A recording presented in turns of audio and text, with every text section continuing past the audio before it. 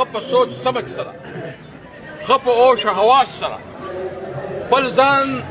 د جنگ د پر تیار کړل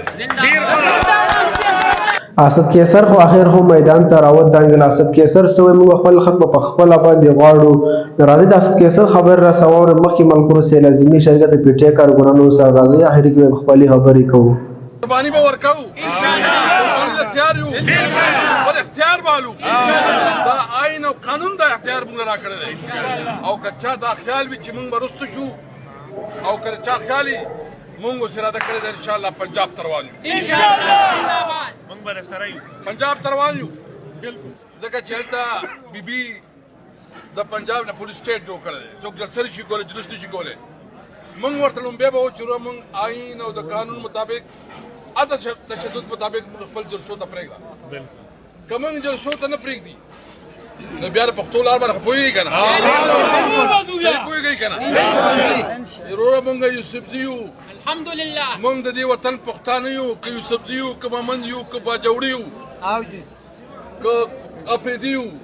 او که څومره هم زموږ دلته کامونه دي که وزیر دی که مسجد دی موږ د خپل وطن د ازادۍ په خاطر موږ دا غواړو چې په دې ملک کې څومره فیصلې کېږي په هغې فیصلو کې د عوامو رای ته د احترام ورکړی شي رسپیکټ ورکړی شي موږ دا نه غواړو یو نوی جنګ تیاری روان دی موږ ته ډېر افسوس د دې باندې موږ دا غواړو چې افغانستان سره زموږ تعلقات ښه وي موږ دا غواړو چې ایران سره زموږ تعلقات ښه وي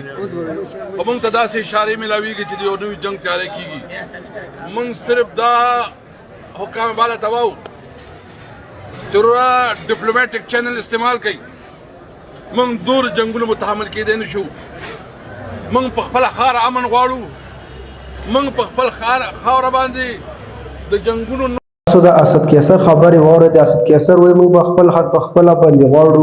موږ به هر څه کوو نو تاسو اوس واورئ اسد کیسر اخر خو میدان ته راودانګل او به نور موږ نه کیو نو موږ چې خپل حق میلاو شوی نه وي نو ځکه چې تاسو الله پاک تاسو خیر کې حالات ډېر زیات ګډوډ شلو ځکه چې د رمضان میاشت دواګانې کوي الله پاک زموږ ملک حالات ټیک ټاک کې ځکه چې دواګانې قبلېږي داسې حالات وي نو ملک څه مخې ته لاړ شي نو دغسې هر سړی ګوري خپل حق په زوره باندې غواړي داسې نو دواګانې کوئ ځکه چې حالات ګډوډ نه شي خلک به پکې مړي کېږي نو دواګانې کوئ ځکه چې داسې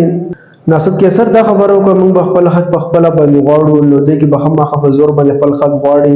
دې کې به ډېر خلک جیلونو د دغه ته ځي نو دواګانې کوئ الله پاک دې خیر وکړي ځکه چې داسې هم نه ده پکار نو